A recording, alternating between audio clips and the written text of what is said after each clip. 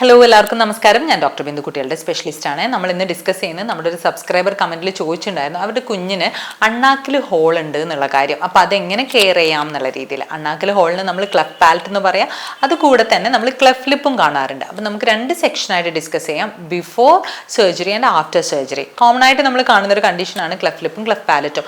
Before സർജറിയിൽ രണ്ട് പ്രധാന പ്രശ്നങ്ങൾ, ഒന്നൊന്ന് ഫീഡിങ് പ്രോബ്ലമാണ്. ഫീഡിങ് പ്രോബ്ലം എന്ന് പറയുമ്പോൾ കുഞ്ഞിന് പാല് വലിക്കാൻ പറ്റത്തില്ല, അപ്പോൾ കുഞ്ഞിന് ഫുൾ കരച്ചിലായിരിക്കും. അപ്പം നമുക്ക് കയ്യിലൂടെ IV ഫ്ലൂയിഡ് കൊടുക്കേണ്ടി വരും. കൂടെ തന്നെ ചിലപ്പോൾ നമുക്ക് ട്യൂബ് വയറിലേക്ക് ഇട്ടിട്ട് അങ്ങനെ പാല് കൊടുക്കേണ്ടതായിട്ടൊക്കെ വരും. പിന്നെ ഗ്രാജ്വലി അമ്മയും കുഞ്ഞിനെയും പഠിപ്പിച്ചെടുത്തിട്ടാണ് നമ്മൾ ഒരു പെർട്ടിക്കുലർ രീതിയിൽ ആ ഫീഡിങ് ടെക്നിക്ക് പഠിപ്പിച്ചു കൊടുക്കുന്നത്.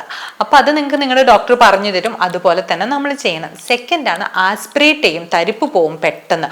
അപ്പോൾ ആ ഫീഡിങ് ടെക്നിക്ക് കറക്റ്റ് ആയില്ലെങ്കിൽ തരിപ്പ് പോകാനുള്ള ചാൻസ് ഉണ്ട്. അപ്പോൾ തരിപ്പ് പോയാൽ എന്ത് ചെയ്യണം എന്നുള്ളതും നിങ്ങളുടെ ഡോക്ടർ നിങ്ങൾക്ക് പറഞ്ഞു തരുന്നുണ്ടാവും. ഈ രണ്ട് കാര്യങ്ങളാണ് നമ്മൾ ഏറ്റവും കൂടുതൽ ശ്രദ്ധിക്കാൻ. കൂടെ തന്നെ പാരൻസിനൊക്കെ ഭയങ്കര ഒരു മെൻ്റൽ സ്ട്രെസ് ആയിരിക്കും, കുഞ്ഞിൻ്റെ മുഖമൊക്കെ എങ്ങനെയുള്ള, അപ്പോൾ ഇത് ശരിയാവുമോ, എൻ്റെ കുഞ്ഞ് നോർമൽ ആവുമോ, അങ്ങനെയൊക്കെ. അതിൽ നിങ്ങൾ ഒട്ടും ടെൻഷൻ വേണ്ട. നമുക്ക് കേരളത്തിലൊക്കെ നല്ല സർജറി ചെയ്യുന്ന സെൻറ്റേഴ്സ് ഉണ്ട്. കറക്റ്റായിട്ട് സർജറി ചെയ്ത് അതെല്ലാം നോർമൽ രീതിയിലേക്ക് തന്നെ നമ്മുടെ കുഞ്ഞുങ്ങൾ പോകും.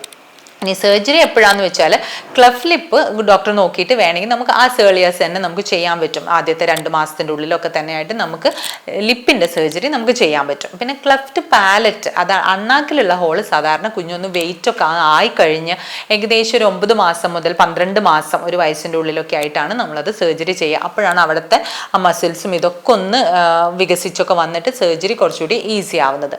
അത് ചെയ്ത് കഴിഞ്ഞാൽ നമ്മൾ ശ്രദ്ധിക്കേണ്ട, അവിടെ ഇൻഫെക്ഷൻ വരാണ്ട് നമ്മൾ നോക്കണം. അപ്പോൾ എപ്പോഴും നമ്മൾ ഈ ബോട്ടിലൊക്കെ, കുഞ്ഞിന് കൊടുക്കുന്ന ബോട്ടിലുകളൊക്കെ നന്നായിട്ട് ബോയിൽ ചെയ്യണം, ക്ലീൻ ആക്കിയിട്ട് വേണം കൊടുക്കാൻ. കുഞ്ഞിന് കൊടുക്കുന്ന പാലും അതെ, വെള്ളമൊക്കെ നല്ല വൃത്തിയായിട്ട് വേണം കൊടുക്കാൻ.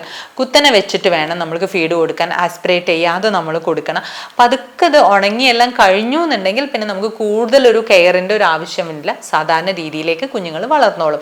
കൂടെ തന്നെ കുഞ്ഞിൻ്റെ വാക്സിനേഷൻ നമ്മൾ നോക്കണം. കുഞ്ഞിന് കുത്തിവെപ്പൊന്നും എടുത്തിട്ടില്ല എന്നുണ്ടെങ്കിൽ കറക്റ്റ് കുത്തിവെപ്പുകൾ എടുക്കണം. കാരണം അത് ബന്ധപ്പെട്ട കുറേ ഡിസീസ്, അതായത് മീസിൽസ്, 5-ാം പനി പോലത്തെ അസുഖങ്ങളൊക്കെ വന്നു കഴിഞ്ഞാൽ അത് വായലൊക്കെ മുറിവുകളും ഒക്കെ ഉണ്ടാക്കാനുള്ള സാധ്യതയുണ്ട്. അപ്പോൾ വാക്സിനേഷൻ കംപ്ലീറ്റ് ആക്കുക. കൂടെ തന്നെ കുഞ്ഞിന് കൊടുക്കേണ്ട വൈറ്റമിൻ ഡ്രോപ്സും ഭക്ഷണ രീതികളും ഒരു ബാലൻസ് ഡയറ്റായി കൊടുത്തു കഴിഞ്ഞാൽ കുഞ്ഞ് ഹെൽത്തി ആയിട്ട് വളർന്നോളും. അപ്പോൾ ഇത്രയും കാര്യങ്ങൾ നിങ്ങൾക്ക് ഉപകാരപ്രദമായി വിശ്വസിക്കുന്നു. പുതിയ വീഡിയോ ആയിട്ട് വരുന്നവരെ ബൈ ആൻഡ് ടേക്ക് കെയർ.